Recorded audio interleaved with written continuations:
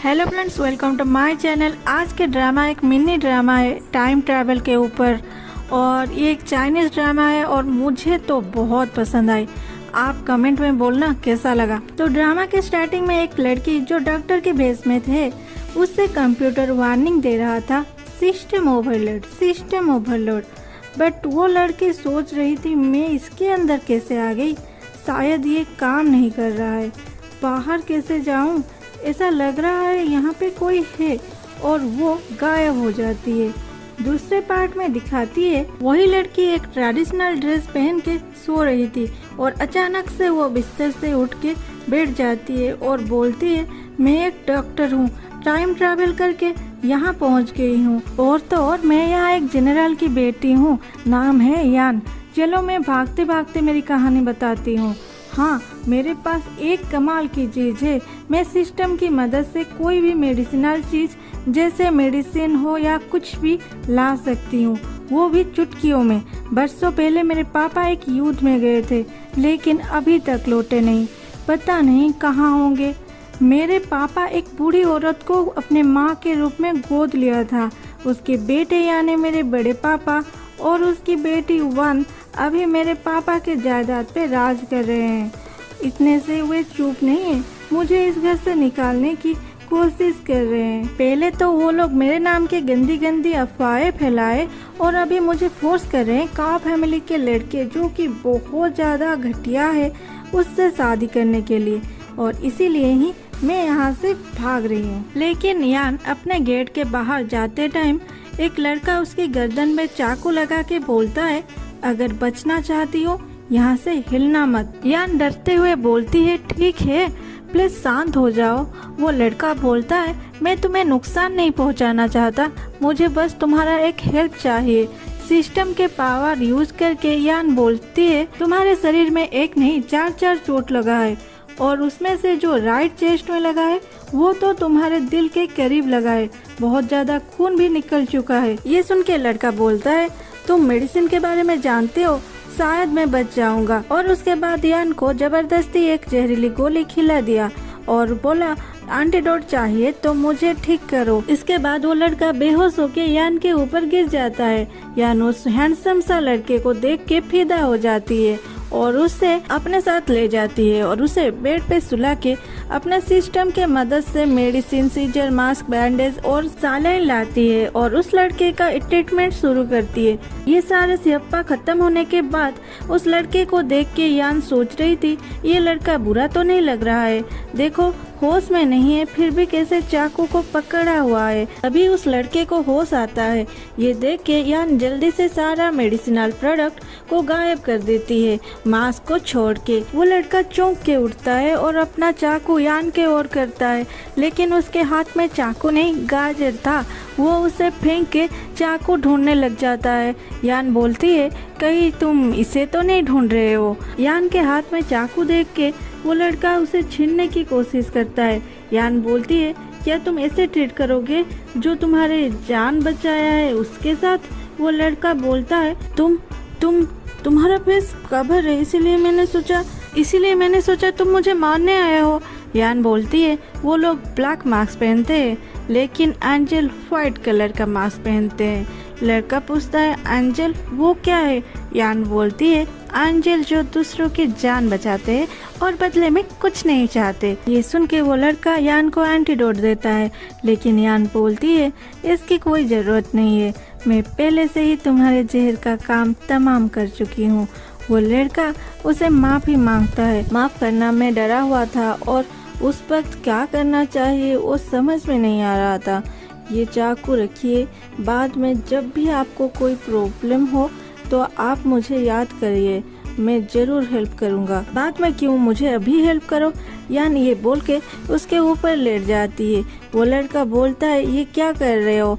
यान बोलती है, तुम्हें जो जहर दिया गया है उससे बचना नामुमकिन था, लेकिन तुम्हारे शरीर में कुछ तो ऐसा है जिसके वजह से तुम मरे नहीं। मुझे तुम्हारे ऊपर स्टडी करना है। वो लड़का गुस्से से उसके गर्दन में चाकू लगा के पूछता है, तुम्हें कैसे पता चला? क्योंकि मैं तुम्हारे पूरे शरीर को एग्जामिन किया है। ये बात यान बोलती है। यान फिर बोलती है, मेरे ऊपर से हट जा, कुछ चुभ रहा है। उस लड़के को धक्का देता है और एक चीज को हाथ में पकड़ के बोलता है, ये क्या है? बहुत चुभ रहा है।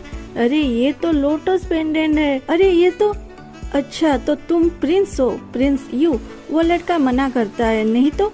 यान बोलती है, बचपन से प्रिंस यू ही इसे हमेशा पास रखते थे। मेरे पापा और राजा ही जानते हैं कि ये एक लव टोकन है।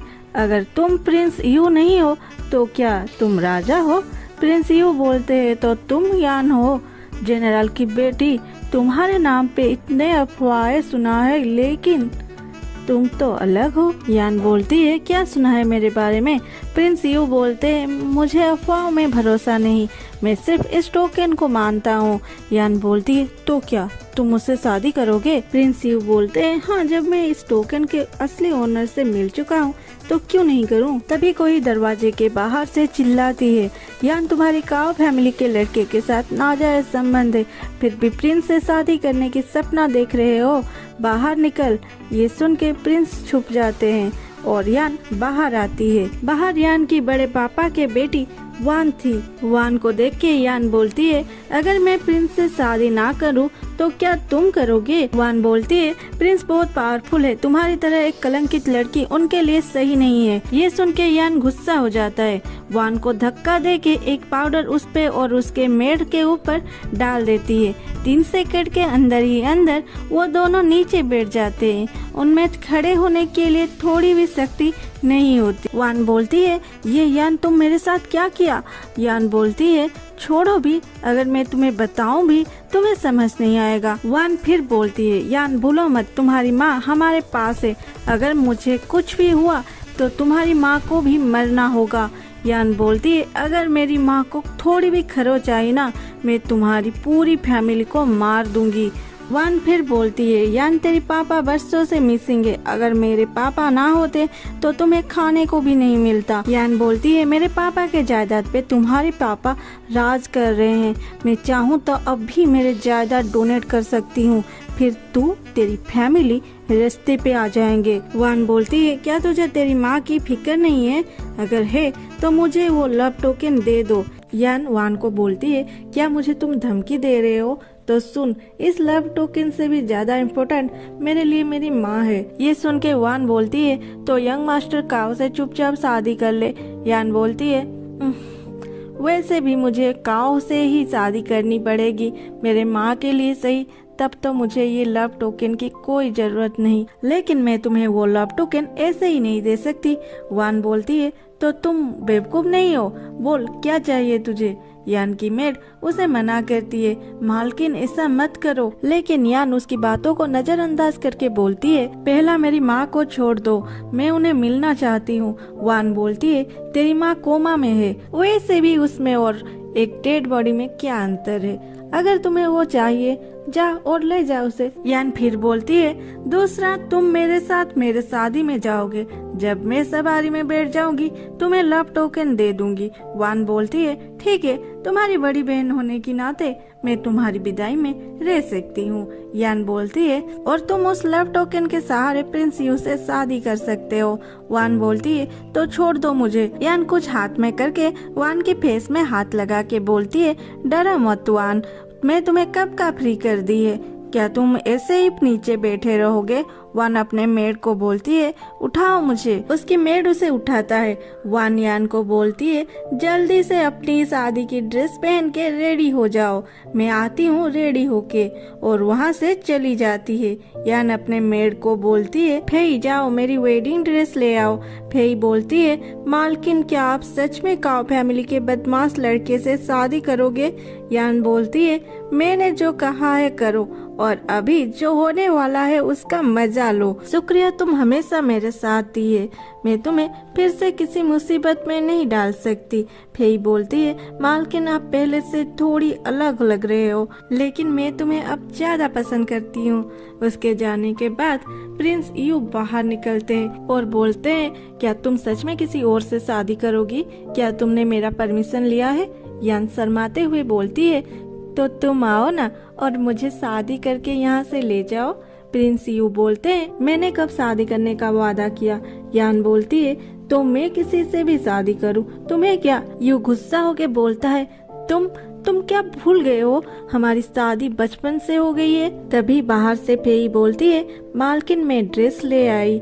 यान उसे बाहर रहने के लिए बोलती है। प्रिंस यू फिर से छुपने चले जाते हैं। यान पीछे मुड़ के देखती है, यू नहीं है। वो सोचती है, अरे ये यू कहाँ चला गया? क्या वो मुझ पे गुस्सा हो गया इसलिए कि वो सोच रहा है कि मैं किसी और से शादी करने के लिए राजी हूँ? दूसरे सीन में दिखाया जाता है, वान रेडी होके आ गई थी और अपने मेड को यान के रूम के बाहर रहने के लिए बोल के अंदर आती है। वहाँ देखती है यान अभी तक रेडी नहीं हुई है और चाय पी रही है। वो आग बबूला होके यान को बोलती है, यान तुम अब तक रेडी नहीं हुए? काओ फैमिली तुम्हारे लिए बाहर वेट कर रहे हैं। यान वान को देख के बोलती है, तुम्हारी फेस में ये लाल लाल स्पॉट क्या हुआ है?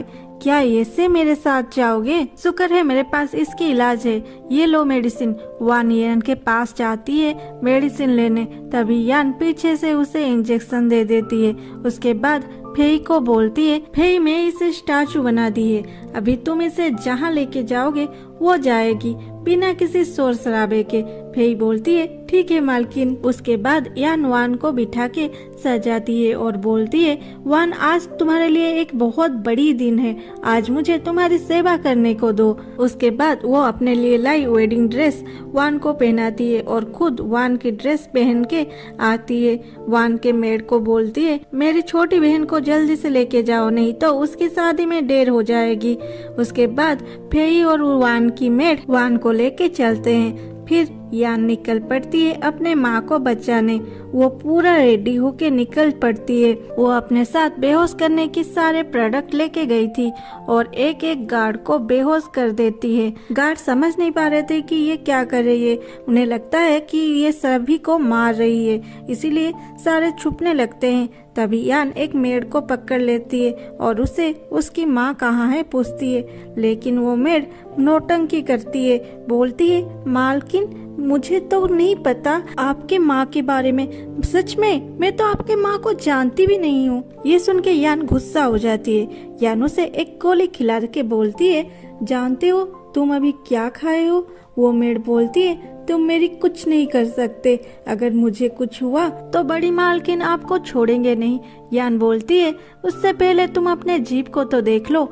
उस मेड की जीभ वाइट हो गई थी। ये देख के वो मेड डर जाती है और यान के पूछने पर हाथ से इशारा करके यान की माँ कहाँ है बताती है। प्रिंस यू चुपके से ये सब देख रहे थे। वो एक बेहोशी की इंजेक्शन को नीचे से उठा के बोलते हैं, ऐसा लग रहा है मेरी भावी पत्नी एक्स्ट्रा ऑर्डिनरी है, और मुस्कुराते हुए वहाँ से चले जाते हैं। में मेड यान को उसके माँ के पास ले आई। यान अपने माँ के पास जाके बैठ गई।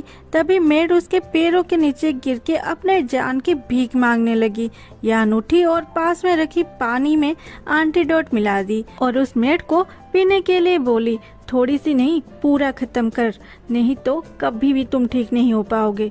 ये सुन के मेड डर जाती है, इतनी सारी पानी वो कैसे पिएगी। यान बोलती है, पी इसे नहीं तो मर जाएगी। उसके बाद मेड पानी पीने लगी और यान अपने माँ की ट्रीटमेंट करने लगी। एग्जामिन के बाद यान को पता चला कि उसकी माँ को उसके बड़े पापा नींद की हेवी डोज कंटिन्यूस दे रहे हैं, जिसके वजह से माँ जी की ये हालत है। वो उन्हें इंजेक्शन देती है, फिर कुछ मेडिसिन खिलाती है और बोलती है, बस बहुत हुआ, अब बहुत जल्दी माँ की होश आ जाएगी।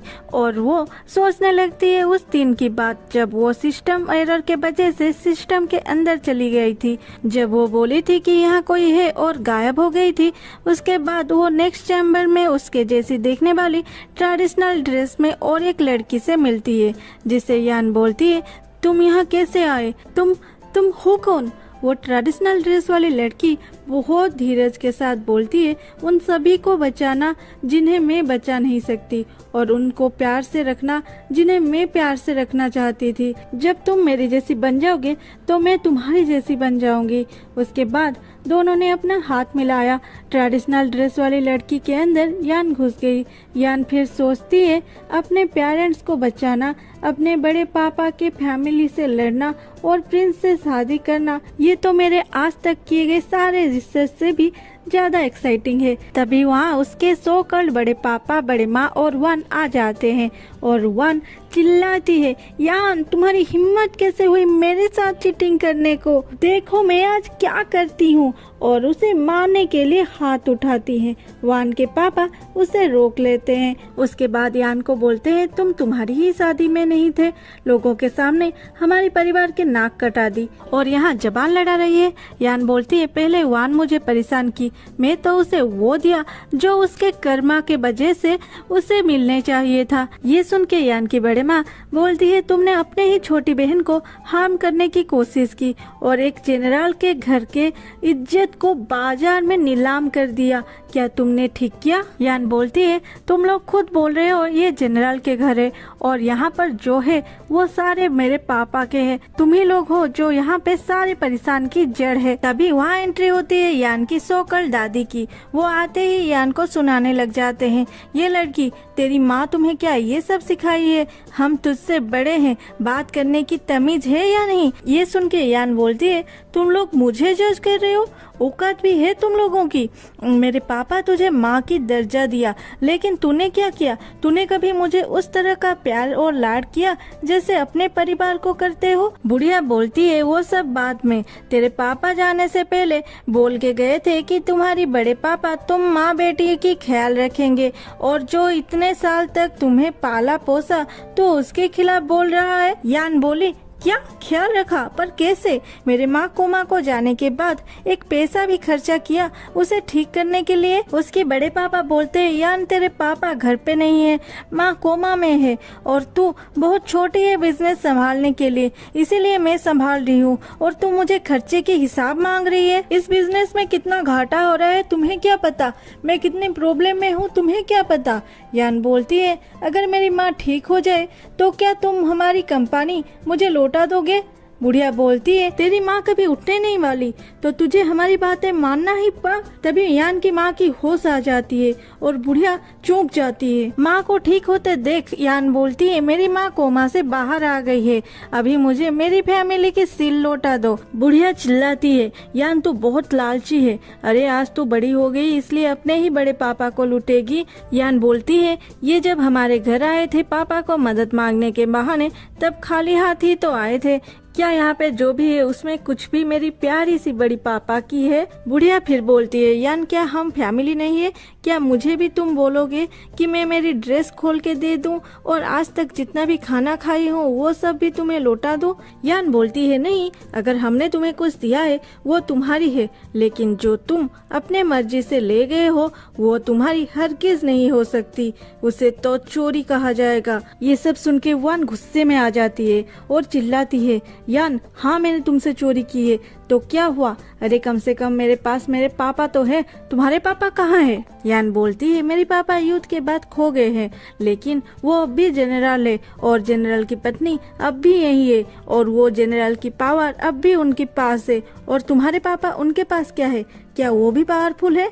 ये सुन के वन यान को चांटा मारने के लिए हाथ उठाती है, तो उसके पापा उसे रोक लेते हैं और बोलते हैं, यान मैं खुश हूँ ये सुन के तुम तुम्हारे पापा के बिजनेस और घर संभालना चाहती हो, आज से ये सब तुम्हारी है, तुम ये सब संभालो। यान बोलती है, बड़े पापा कहने से क्या होगा, सिल भी दे दीजिए। बड़े पापा उसे सिल दे देते हैं।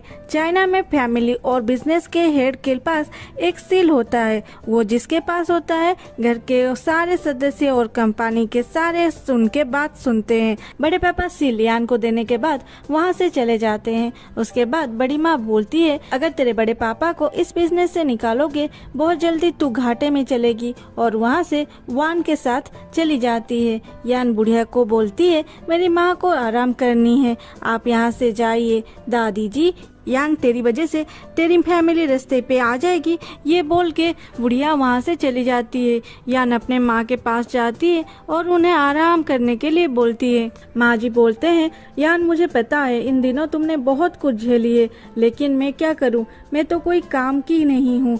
यान बोलती है, वो सब बीते हुए कल था माँ, अब से हमें कोई परेशान नहीं कर सकता। उसके बाद माँ जी अपने पति के बारे में सोच के रोती है। दूसरे सीन में दिखाती है, यान कुछ मेडिसिन बना रही थी, तभी प्रिंस यू आते हैं और बोलते हैं, एक लड़की हो के अपने ही घर के लोगों के साथ झगड़ा करना, क्या ये ठीक है? ये सुन के यान बोलती है, एक राजकुमार हर वक्त एक लड़की के रूम में होते हैं, क्या ये ठीक है? प्रिंस बोलते हैं, लोग बोलते हैं मैं राजकुमार के नाम पे कलंक हूँ, कोई काम का नहीं हूँ, क्या तुमने ये सब नहीं सुना? यान बोलती है, मुझे अफवाह में भरोसा नहीं है, मैं सिर्फ वो बिलीव करती हूँ जो मैंने देखी है।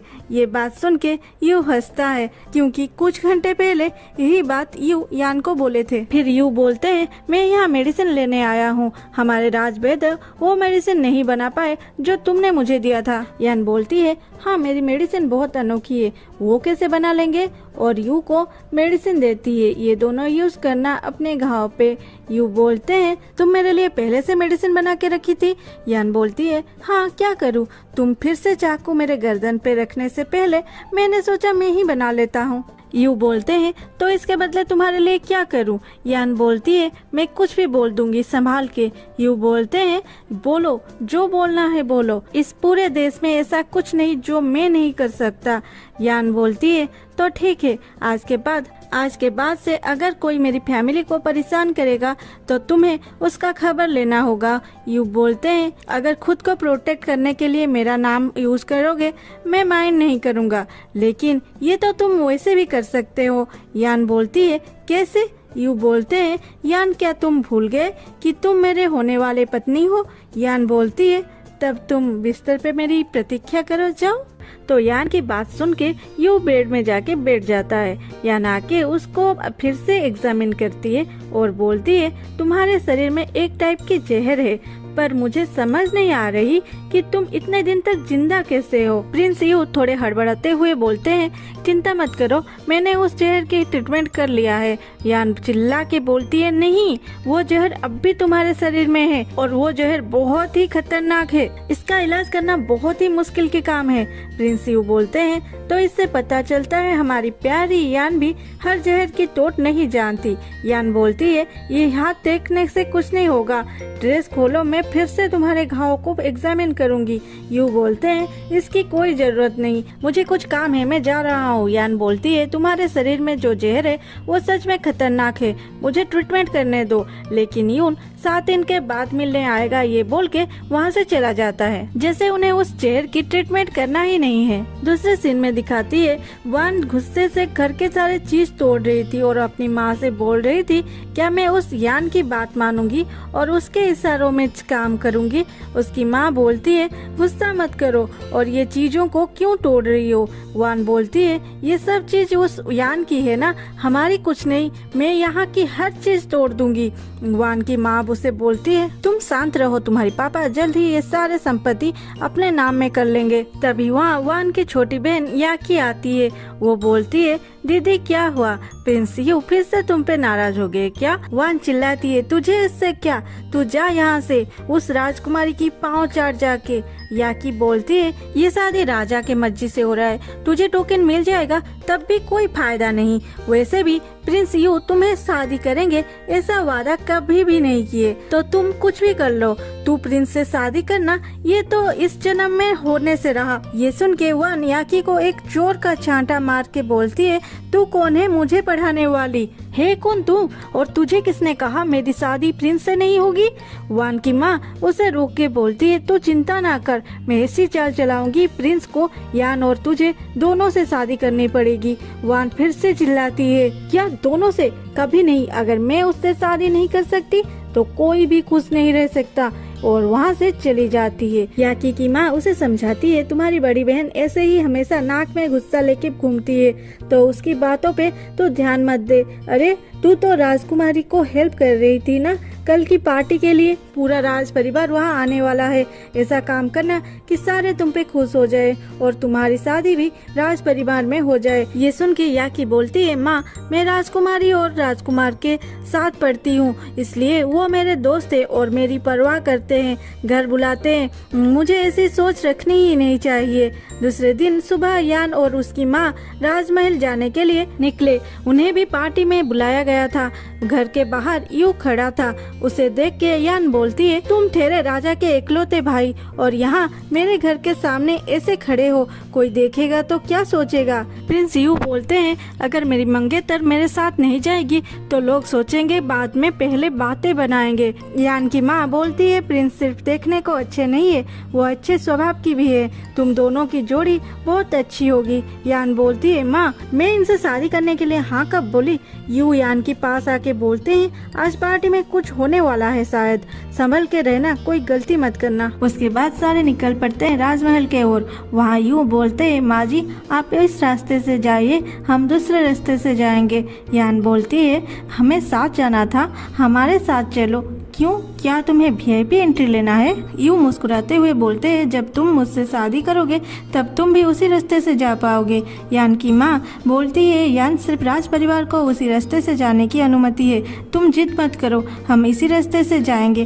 तभी याकी आती है और प्रिंस को नमस्ते करती है। यू याकी को नजरअंदाज करके फिर से यान को ताकीद करता है, देखो यहाँ की रूल बहुत स्ट्रिक्ट है, अच्छे से रहना, मैं जा रहा हूँ। यू जाने के बाद याकी यान की माँ को बोलती है, बहुत दिनों के बाद आपसे मिल रही हूँ। चाची आपको ठीक होता देख के अच्छा लगा। आप लोग यहाँ किसी को जानते नहीं होंगे, चलिए मैं आपको बगीचे में ले चलती हूँ जहाँ पार्टी चल रही है, और माँ जी को लेके चलती है। यान मन ही मन गुनगुनाती है, बात तो ऐसी कर रही है जैसे इसकी ही घर है। दूसरे सीन में सारे इकट्ठे बैठे थे और राजा के बेटी जिन उन्हें बोलती है, पापा मैं कुछ पहेली पूछूंगी। राजा बोलते हैं, अच्छा ठीक है, जो भी तुम्हारे पहेली की सही उत्तर देगा उसे प्राइज दिया जाएगा।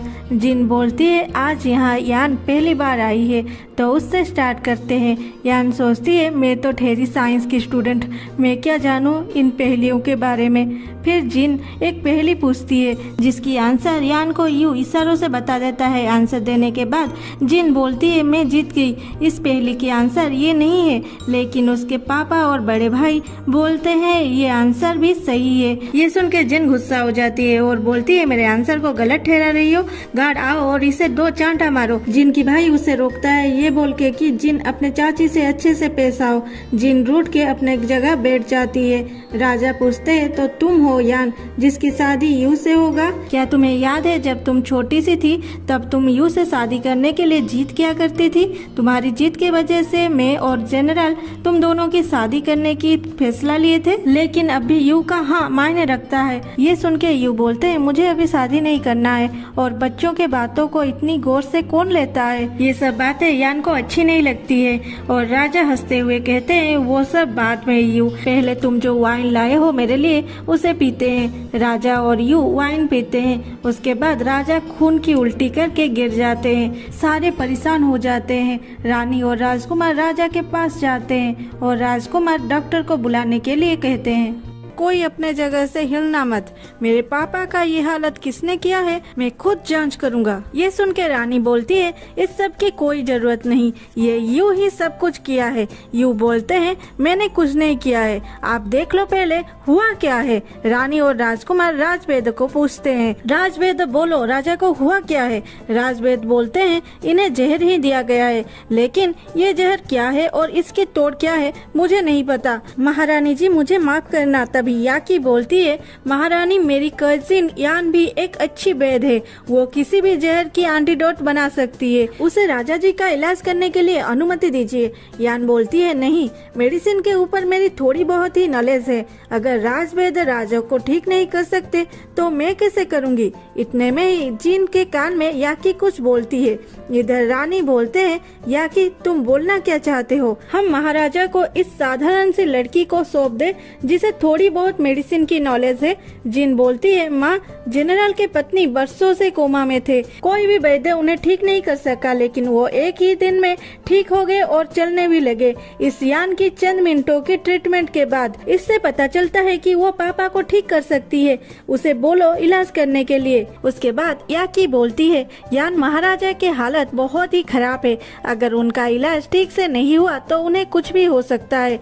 तुम अगर उन्हें बचा पाओगे तो तुम्हारे लिए ये कितनी गर्व की बात होगी। अगर तुम जानते हुए भी इलाज नहीं करोगे तो महाराजा को कुछ हो गया तो पूरा ये फैमिली इसके लिए दायी रहेंगे।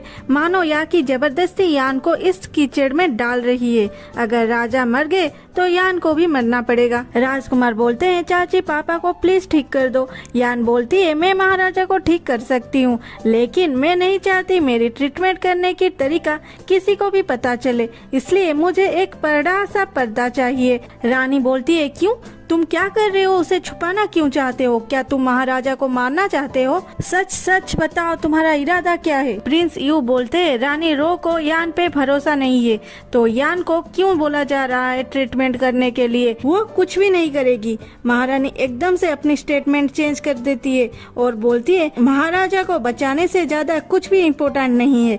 मैं किसी को भी राजा के इलाज के बीच में आने नहीं दूंगी। गार्ड, जाओ एक पर्दा लेके आओ। दूसरे सीन में यान राजा का इलाज कर रही थी। अपने सिस्टम के पावर से उसे जहर की एंटीडोट मिल जाती है और वो राजा को एंटीडोट की इंजेक्शन देती है।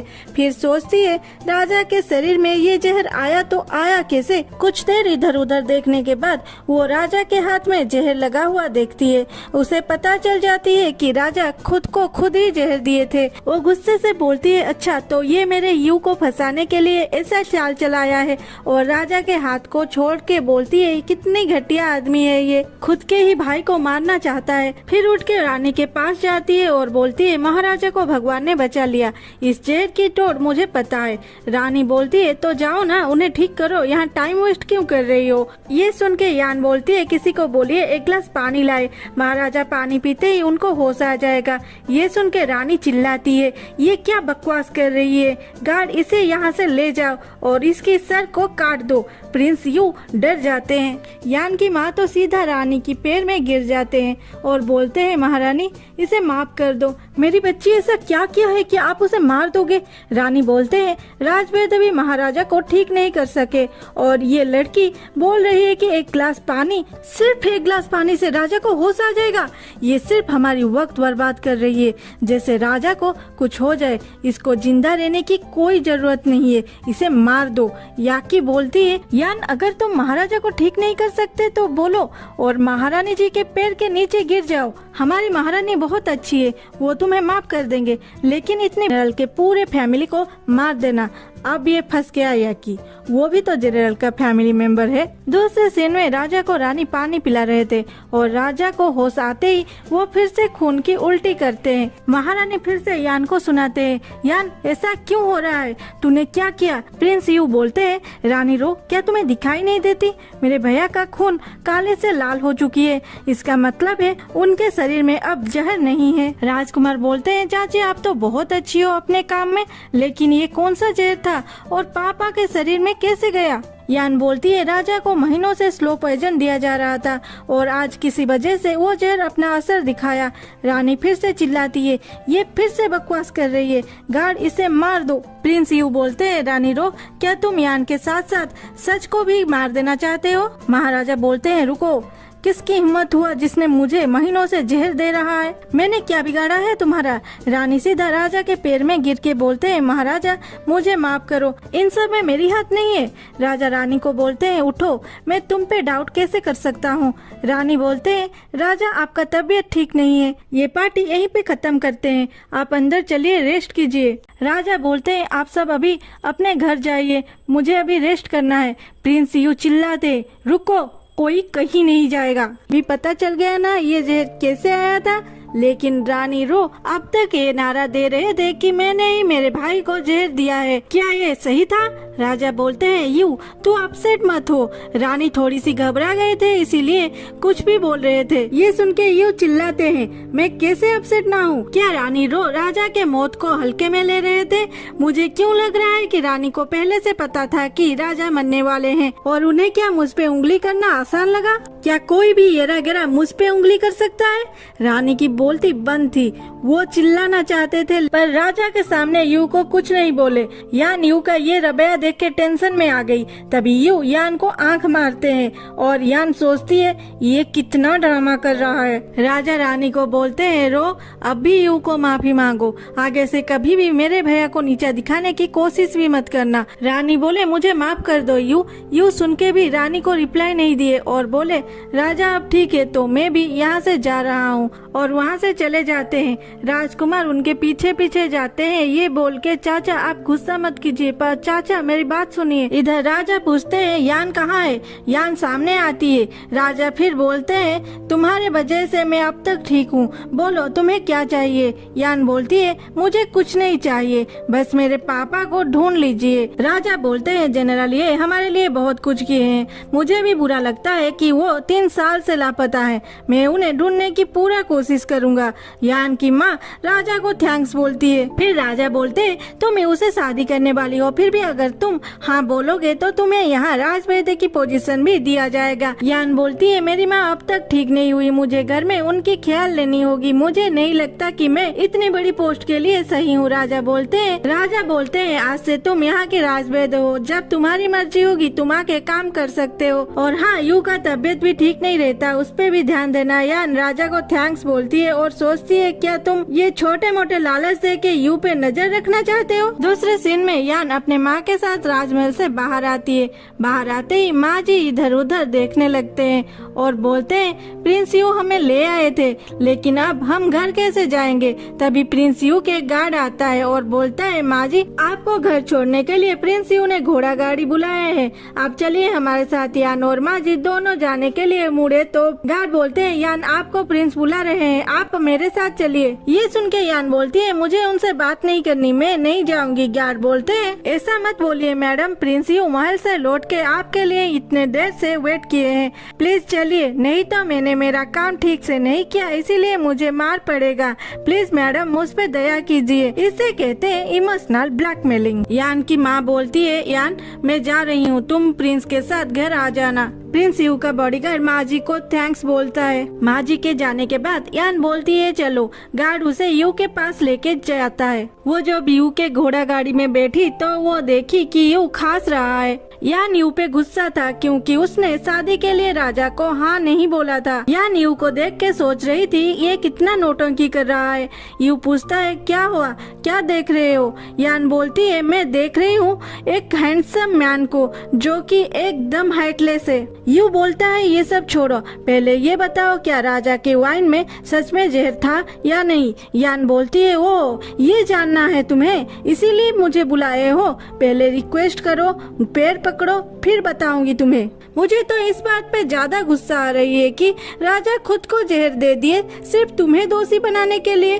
अरे वो तो मैं थी, नहीं तो तुम अभी तक जेल में होते। यू बोलते हैं तब तो मुझे तुम्हें थैंक्स बोलना चाहिए। यान बोलती है अरे नहीं नहीं, आप जैसे बड़े आदमी मुझे कैसे थैंक्स बोलेंगे? तभी अचानक यू खून की उल्टी करके बेहोश हो जाता है। गार्ड पूछता है मैडम प्रिंस यू को क्या हुआ? यान बोलती है इनकी वाइन में भी शायद जहर था। यू बोलते हैं मैं ठीक हूँ, तुम रास्ते पे ध्यान दो, इतनी जोर से शोर शराबा मत करो जैसे सबको पता चल जाएगा।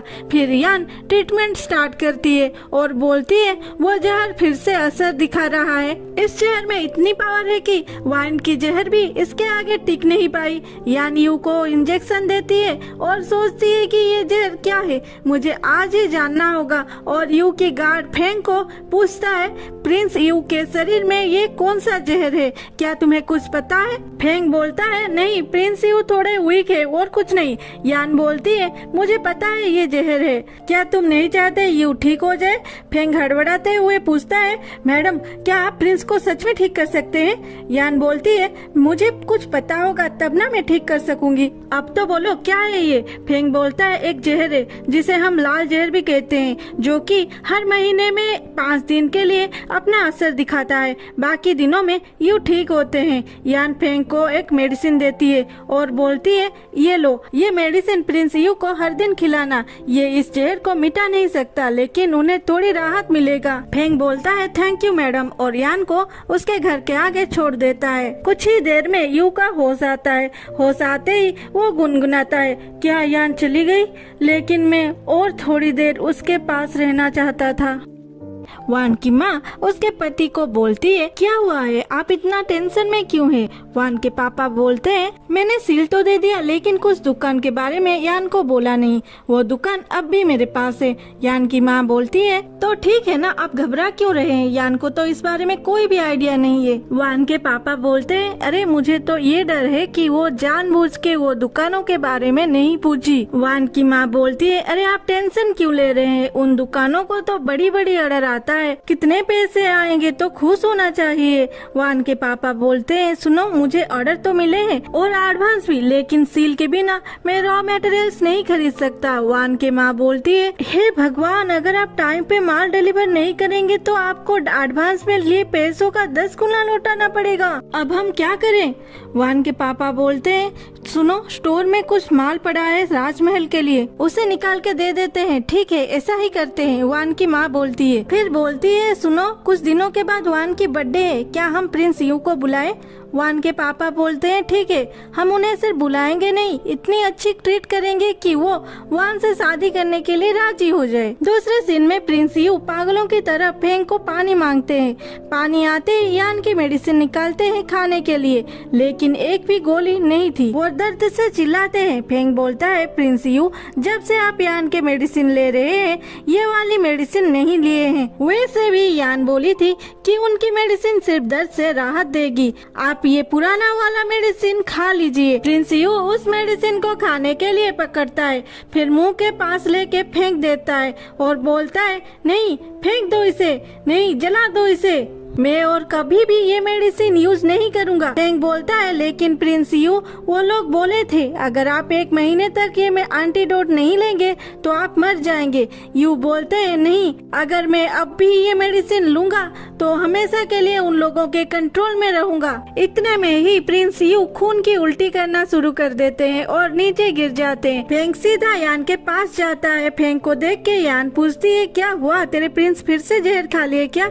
मुझे समझ नहीं आ रहा है मैं क्या करूं, अगर मैं उनसे शादी करूंगी तो जवानी में ही पति खो दूंगी। तभी फेंग यान के पैरों के नीचे गिर जाता है और बोलता है यान मैम प्लीज मेरे साथ चलिए, प्रिंस को बचा लीजिए, वो मरने वाले हैं। ये सुन के यान बोलती है फेंग जल्दी चलो, और दोनों यू के पास चलते हैं। यू बिस्तर पे दर्द से चीख रहा था। यान पूछती है ये ऐसे कब से है? फेंग बोलता है 4 घंटे हो गए हैं। यान चिल्लाती है और जल्दी बुला नहीं सकती थे मुझे? फेंग बोलता है प्रिंस यू ही मना किए, मैं क्या कर सकता था? यान फेंग को रूम से जबरदस्ती निकालती है, जाओ यहाँ से। फेंग बोलता है मुझे रहने दो प्रिंस के पास, लेकिन यान कुछ भी नहीं सुनता और बोलती है मुझे रूम में कोई नहीं चाहिए, तुम बाहर वेट कर सकते हो। फिर यान सिस्टम के मदद से यू का ट्रीटमेंट करती है। यू को इंजेक्शन देने के बाद उसे थोड़ा राहत मिलता है और वो बोलता है यान तुम आ गई?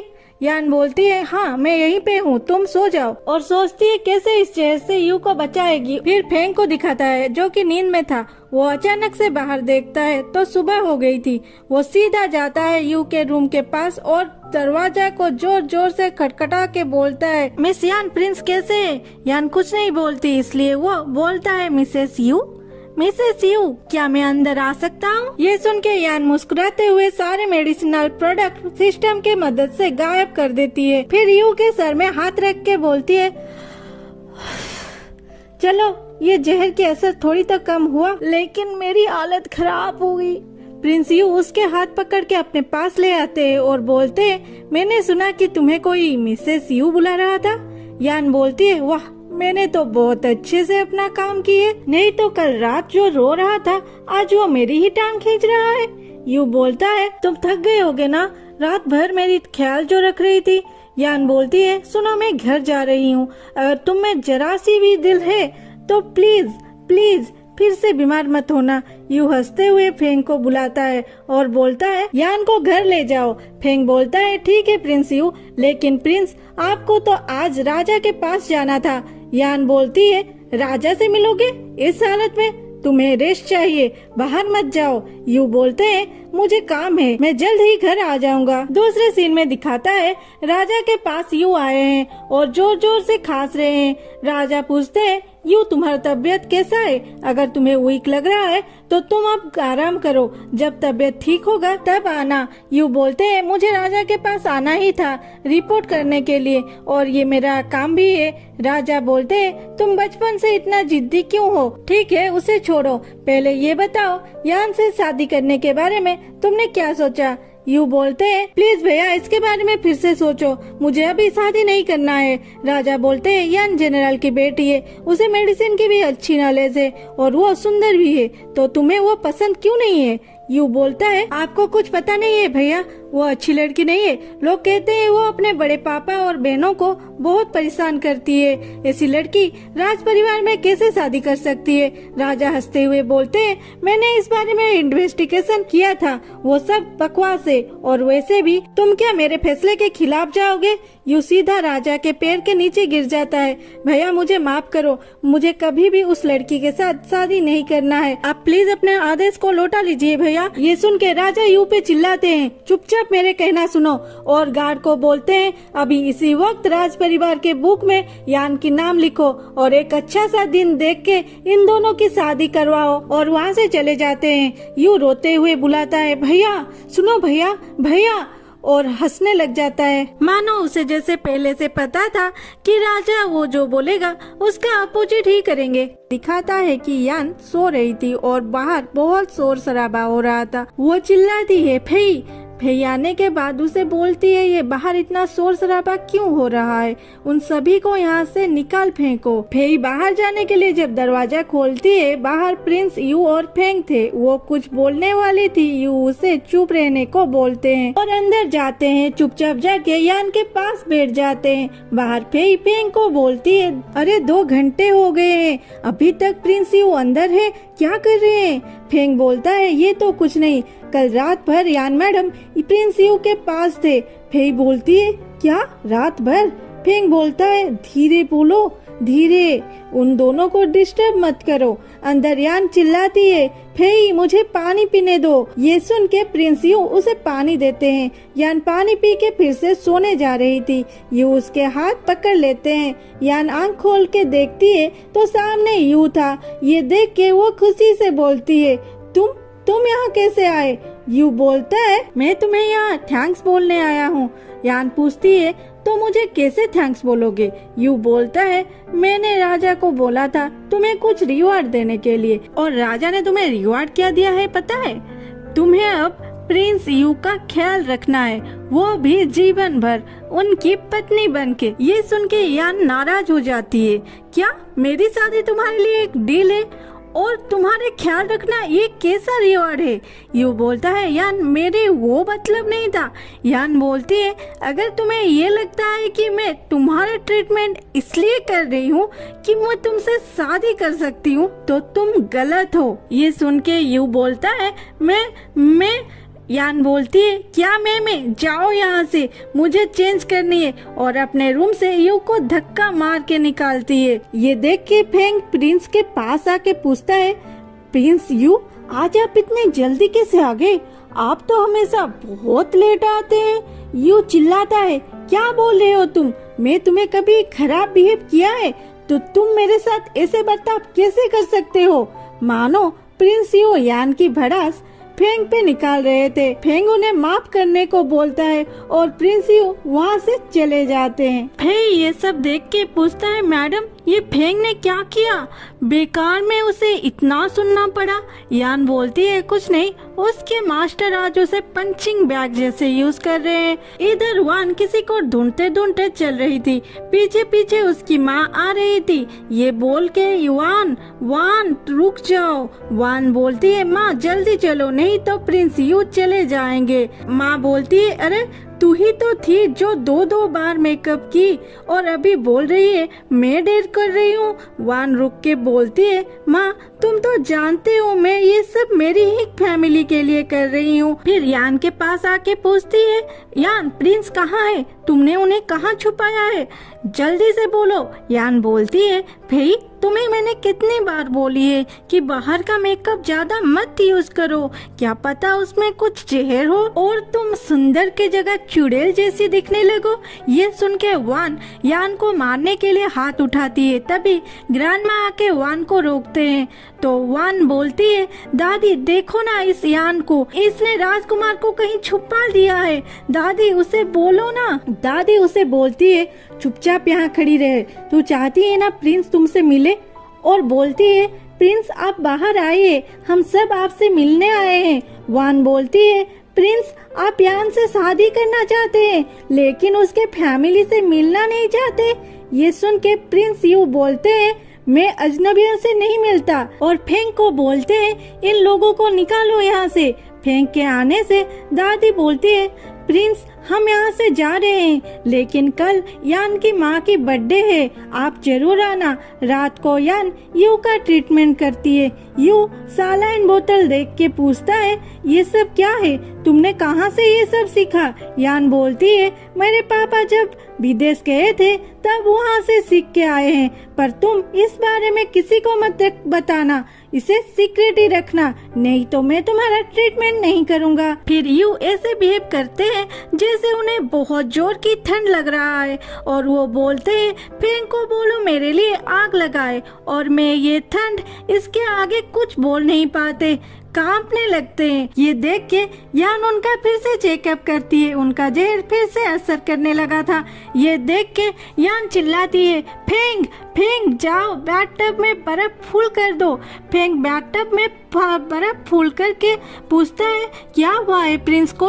वो बोलती है जहर जल्दी से असर कर रही है, इसे कम करने के लिए प्रिंस का इलाज एक ठंडी जगह पे करनी पड़ेगी। फिर वो प्रिंस के शरीर में सुइयां लगाती है लेकिन इतने दूर से उसे भेद नहीं मिलती, क्या करेगी ये सोचते हुए वो खुद बर्फ से भरी टब के अंदर चली जाती है और सुइयां लगाती है। इस टाइम यान की हालत बहुत नाजुक थी, वो ठंड से कांप रही थी, फिर भी वो यू का ट्रीटमेंट कर रही थी। कुछ देर के बाद यू को होश आता है। यान बोलती है फेंग प्रिंस को यहाँ से ले जाओ और अच्छे से क्लीन करके बेड पे सुला दो। फेंग यू को ले जाता है। उसके बाद यान फिर से चिल्लाती है फेंग फेंग। फेंग को देख के अपना हाथ टब से बाहर निकालती है। यान ऐसे करने का मतलब ये था कि मुझे भी इस टब से निकालो, लेकिन फेंग हाथ पकड़ने के जगह पास में रखा हुआ कपड़ा लेके प्रिंस के पास चला जाता है। ठंड से कांपती हुई यान ये देख के चिल्लाती है फेंग तुम ऐसे पेश आओगे, वो भी यान के साथ। ठीक है उठने दो यू को, उसके बाद तुझे देख लूंगी। सुबह सब लोग खाने में बैठे थे लेकिन दादी और वान के पापा किसी को खाने नहीं देते और प्रिंस का वेट कर रहे थे। कुछ देर बाद प्रिंस आते हैं। प्रिंस को देख के दादी और वान के पापा खुश हो जाते हैं, लेकिन यान खुश नहीं थी। वो सोचती है ये लोगों को मेरी माँ की बर्थडे से कोई मतलब नहीं, ये तो सिर्फ प्रिंस यू से मिलना चाहते थे। फिर सारे खाना खाते हैं। कुछ देर बाद यू का तबीयत फिर से बिगड़ जाता है। ये देख के दादी वान को बोलती है वान प्रिंस को अपने रूम में ले जाओ। ये सुन के यान की माँ चिल्लाती है वान क्यों लेके जाएगी, यान यहीं पे है, वो प्रिंस का ख्याल रख सकती है। आप लोग भूलिए मत यान की शादी प्रिंस से फिक्स हो चुकी है। फिर यान को बोलती है यान प्रिंस को अंदर ले जाओ। यान प्रिंस को वहाँ से ले जाती है। दूसरे सीन में दिखाता है यू को कोई प्रॉब्लम नहीं था, उन्हें तो सिर्फ ड्रग्स दिया गया था जिसमें वो वान के साथ कुछ कर दे, फिर उन्हें वान से शादी करनी पड़े। लेकिन जिनके शरीर में इतने ज्यादा पॉइजन है उन्हें ये सब का असर कैसे होगा। तो इस ड्रग्स का भी असर प्रिंस यू पे ज्यादा नहीं था। वो तो रूम के अंदर अकेले में यान से फ्लर्ट कर रहे थे। देखो मेरा तबीयत बहुत खराब हो चुका है, मेरा इलाज करो ना, कह के ड्रेस खोल रहे थे। जब यान गुस्सा होती है यू बोलते हैं आज तो गुस्सा ना करो और यान को एक बुक देते हैं, ये लो तुम्हारे लिए गिफ्ट। उस दिन तो मुझ पे गुस्सा हो गए थे लेकिन आज ये गिफ्ट तुमको बहुत अच्छी लगेगी। उस बुक में यान के बड़े पापा का पूरा अकाउंट का लिस्ट था। ये देख के यान खुश हो जाती है। यू बोलती है ओह मेरी सर फिर से दर्द कर रहा है, जान थोड़ी देर के लिए मेरे साथ सो जाओ ना। उधर वान आके फेई को बोलती है क्या प्रिंस अंदर है। फेई बोलती है मैडम बोले हैं कि मैं किसी को भी अंदर जाने ना दूं, खास करके तुम्हें। वान फेई को चांटा मार के बोलती है तू होती कौन है मुझे रोकने वाली। तभी वहाँ यान आ जाती है और वान को वहाँ से जाने के लिए बोलती है। वान बोलती है प्रिंस किससे शादी करेंगे अब तक फाइनल नहीं हुआ, तुम मुझे जाने के लिए कहने को होते कौन हो। फेई बोलती है क्यों, ये प्रिंस के वाइफ है, तुमको पता नहीं। ये सुन के वान की बहन बोलती है पहले शादी तो होने दो फिर वाइफ बोलना। यान बोलती है ओ मुझे लगता है तुम लोगों को पता नहीं है, एक्चुअली मैंने ना ऑलरेडी रॉयल बुक में एंट्री ले ली है। ये सुन के वान गुस्से से बोलती है अभी तेरी ये शक्ल बिगाड़ती हूँ, फिर देखूंगी कौन तुमसे शादी करेगा। और यान पे अटैक करने के लिए पास आती है। यान भी कुछ कम नहीं थी, वो कुछ पाउडर जैसा वान पे डाल देती है और वान की फेस में खुजली होने लगती है। तो वो चिल्लाती है यान ये क्या किया। यान बोलती है जाओ जाओ जल्दी से अपने फेस को पानी से साफ कर लो, नहीं तो तुम्हारी शक्ल मेंढक जैसे हो जाएगी। ये सुन के वान वहाँ से चली जाती है और एंट्री होती है वान के पापा का, जो कि एक डॉक्टर को साथ लेके आए थे। वो तो ये सोच रहे थे कि कहीं प्रिंस यान के साथ कुछ करना लेने के देने पड़ जाएंगे। वो सीधा जाके यान को बोलते हैं यान निकल यहाँ से, मैं डॉक्टर को लेके आया हूँ प्रिंस के इलाज के लिए। यान बोलती है कोई जरूरत नहीं, प्रिंस को सिर्फ रेस्ट करना है। वान के पापा चिल्लाते हैं इस घर में बहुत सारे गेस्ट रूम है, तुम अभी तक शादी भी नहीं की हो, कैसे प्रिंस तुम्हारे रूम में रहेंगे। शोर शराबा सुन के फेंग वहाँ आ जाता है। वो बोलता है ए निकलो यहाँ से, प्रिंस सो रहे हैं। वान के पापा फेंग के ऊपर भी फड़क जाते हैं। प्रिंस की तबीयत ठीक नहीं है, कुछ हुआ तो कौन जिम्मेदार रहेगा, तुम लोग प्रिंस को डॉक्टर से दूर क्यों रख रहे हो। तभी वहाँ प्रिंस आ जाते हैं और बोलते हैं तो बोलो मुझे जहर किसने दिया था। वान के पापा डरते हुए बोले मुझे नहीं पता। प्रिंस बोलते तुम लोग मुझे ड्रग्स दिए थे, इसका परिणाम पता है ना। और फेंग को बोलते इसे और उसके पूरे फैमिली मेंबर को पनिशमेंट दो, जब तक उन लोगों में थोड़ी सी भी सांस होगी तब तक मारो। तभी वान की छोटी बहन बोलती है प्रिंस प्लीज माफ कर दो, मेरे पापा लालच में अंधा हो गए थे, हमें माफ कर दो, हमारी फैमिली में यान भी तो है। यान क्या तुम ऐसे ही देखती रहोगी। यान यू के कान में बोलती है इन लोगों का गुनाह इतनी भी बड़ी नहीं है कि मार दिया जाए, उन लोगों को थोड़ा डराओ और वहाँ से निकालो। उसके बाद प्रिंस यू बोलते हैं फेंग सभी को स्टिक से 30 बार मारना। उसके बाद उन लोगों को प्रिंस के सेना ले जाते हैं। फिर प्रिंस बोलते हैं ये प्लेस बहुत ज्यादा नॉइजी है, चलो मेरे साथ। और यान को लेके वहाँ से चलते हैं। दूसरे सीन में प्रिंस यू और यान अकेले टाइम स्पेंड कर रहे थे। तभी प्रिंस यू यान की खिंचाई करने लगते हैं तो यान उन्हें एक गन निकाल के डराती है। प्रिंस यू को पता नहीं था वो चीज क्या है। वो गन को अपने फेस और करके ट्रिगर मारने ही वाले थे। यान उनके हाथों से गन छीन लेती है और आसमान की ओर चला देती है। वहाँ एक हार्ट शेप बन जाती है। यू बोलते हैं ये फायर क्रैकर इतने टाइम तक आसमान से कैसे रह सकता है। यान बोलती है ये सिग्नल के लिए है, अगर तुम खो जाओ ये लोगों को हेल्प करेगा तुम्हें ढूंढने में। यू पूछते हैं ये तुमने बनाया है। यान बोलती है हाँ ये मेरी लव सिग्नल है सिर्फ तुम्हारे लिए। इसके बाद प्रिंस यू यान को किस करने ही वाले थे, फेंग आ जाता है और बोलता है प्रिंस मेडिसिन खाने का टाइम हो गया। यू चिल्लाते मैं तो अभी मेडिसिन ही ले रहा हूँ और उसके और बंदूक करके बोलते फेंग निकल यहाँ से। तभी यान प्रिंस को किस करके वहाँ से चली जाती है। रात को यान प्रिंस यू का फिर से ट्रीटमेंट करती है। एक्चुअली यू को इतनी स्ट्रॉन्ग पॉइजन दिया गया था, यान उन्हें ठीक करने में बहुत दिन लगा रही थी। कुछ देर बाद यू को नींद लगता है। वो जब सोने जाता है वो देखता है उसके बेड पे तो यान सोई है और वो प्रिंस को बोलती है, आ जाओ यहाँ, तुमने तो बोला था हमें साथ सोना चाहिए। यू हिचकिचाता है। यान बोलती है, हमने तो किस भी कर लिया है, फिर भी तुम इतना शर्मा रहे हो। मैं तो सो रही हूँ, तुम्हें आना है तो आओ, नहीं तो जाओ यहाँ से। फिर कुछ देर के बाद यू आके उसके पास सो जाता है। सुबह यान यू को बोलती है, तुम तो जगे हुए हो फिर भी लेटे क्यों हो? यू बोलता है, मेरे हाथ में दर्द है इसीलिए। यान बोलती है, ठीक है तो कुछ और वक्त सो जाते हैं। और दोनों सो रहे थे कि तभी फेंग बाहर से चिल्लाता है, प्रिंस ब्रेकफास्ट का टाइम हो गया। ये सुन के यान बोलती है, ये हमेशा हड्डी बन के घूम रहा है, इसे काम से निकाल दो। ये सुन के बाहर फेंग डरते हुए बोलता है, ओ नो, ये लड़की तो हमारे प्रिंस से भी ज्यादा गुस्से वाली है। और वहाँ से रप्पू चक्कर हो जाता है। उसके बाद दिखाता है कि यान यू को खिला रही थी, लेकिन वो फेंग को देख रहे थे। यान बोलती है, उसे मत देखो, उसका आंख ऐसे ही बंद है, तुम खाना खत्म करो। यू खाने के लिए पास आते हैं, तभी यान की नजर फेंग पे पड़ती है। वो उन दोनों को देख रहा था। यान फिर से चिल्लाती है, आंख बंद करो। ये सुन के फेंग से ज्यादा तो यू डर जाते हैं। तभी फेई वहाँ आती है और बोलती है, मैडम माँ जी को कुछ हो गया है और तुम्हारे बड़े पापा उन्हें बांध के रखे हैं। यान बोलती है, क्या, कब हुआ ये सब? फेई बोलती है, कल, जब आप मैसेज भेजे कि आप आज वापस नहीं आएंगे। यान बोलती है उन लोगों को जो पनिशमेंट मिली है उसका बदला ऐसे ले रहे हैं। यू मैं जा रही हूँ। यू बोलता है, मैं भी जाऊंगा, लेकिन यू की तबीयत ठीक नहीं था, इसलिए यान उसे रेस्ट करने को बोलती है। प्रिंस यू बोलते हैं, मैं तुम्हें प्रोटेक्ट करने की कसम लिया था, लेकिन मैं किसी काम का नहीं। यान बोलती है, ऐसा मत बोलो, तुम मेरे साथ अपने कुछ लोगों को भेज सकते हो, उतना ही काफी होगा उन लोगों को मेरे घर से निकालने में। ये सुन के प्रिंस यू थोड़ा रिलैक्स होके फेंग को बोलते हैं, फेंग तुम कुछ गार्ड को साथ लेके यान के साथ जाओ। याद रखना, तुम्हें किसी भी हालत में यान और माजी को बचाना है।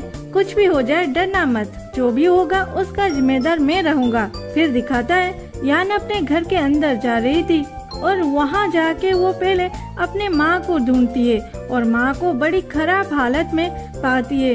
यान की माँ इतनी बुरी हालत में थी कि वो अपने ही बेटी को पहचान नहीं पाती और काट के खून निकाल देती है। यान उन्हें बेहोश करके फेई को बोलती है, इन्हें अपने रूम को ले जाओ और अच्छे से केयर करना। फिर वो बोलती है, इस घर में दो परिवार नहीं रह सकते, और बाहर जाके चिल्लाती है, वान और उसके फैमिली निकलो बाहर। वान और बुढ़िया बाहर आते हैं। यान पूछती है, तुम लोग मेरे माँ के साथ क्या किए हो? सच सच बोलो।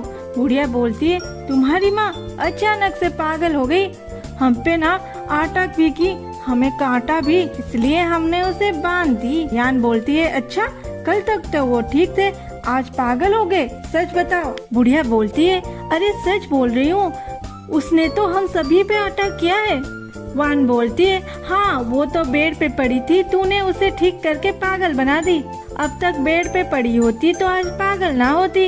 यान गुस्से से बोलती है, फेंग इसे एक चांटा मारो। वान चांटा खाने के बाद भी चुप नहीं रहती, बोलती है, यान तुम अपने पोजीशन के गलत फायदा ले रहे हो। यान बोलती है, पोजीशन की बात कर रहे हो तो सुनो, मैं जनरल की बेटी हूँ, प्रिंस यू की पत्नी हूँ और राज वैद भी हूँ। अब देखो मैं कैसे तुम लोगों को यहाँ से निकालती हूँ, मेरी पोजीशन को यूज करके। फिर बोलती है, फेंग सारे नौकरों को इकट्ठा करो। उसके बाद यान उन लोगों को पूछती है, मेरी माँ को किसने उस रूम में बंद किया था? बुढ़िया बोलती है, यान तुमने सारे नौकर में से मेरे लिए काम करने वालों को ही अलग करके क्वेश्चन क्यों पूछ रहे हो? इसका मतलब क्या है? और यान को मारने के लिए अपनी स्टिक उठाती है। फेंग तलवार निकाल के यान के सामने खड़ा हो जाता है और बोलता है, प्रिंस यू बोले हैं यान जो चाहे वो कर सकती है, जो भी प्रॉब्लम होगा प्रिंस उसका रिस्पॉन्सिबिलिटी लेंगे। ये सुन के बुढ़िया चुपचाप खड़ी हो जाती है। यान बोलती है, ठीक है, अगर कोई बोलना नहीं चाहते हो तो देखो मैं क्या करती हूँ। फिर फेंग को बोलती है, फेंग इन्हें ले जाओ और तब तक पानी पिलाओ जब तक ये ना बोल दे क्या हुआ था। और सारे नौकर पानी पीने लगते हैं। यान फिर बोलती है, जल्दी से बोल दो यहाँ क्या हुआ था, नहीं तो पानी पीते रहो जब तक मर ना जाओ। बुढ़िया चिल्लाती है, कोई ऑर्डर नहीं दिया था इन लोगों को कुछ करने के लिए, तुम उन्हें फोर्स कर रहे हो झूठी गवाह देने के लिए। नौकरों में से एक लड़की बोलती है, मैं और नहीं पी सकती। दूसरी बोलती है, मैं बोलूंगी, मैं सारी सच बोलूंगी। फेंगू से यान के सामने लाती है। वो बोलती है, वान बोले थे कि मैडम को रूम में बंद करने के लिए, और वो ये भी बोले थे।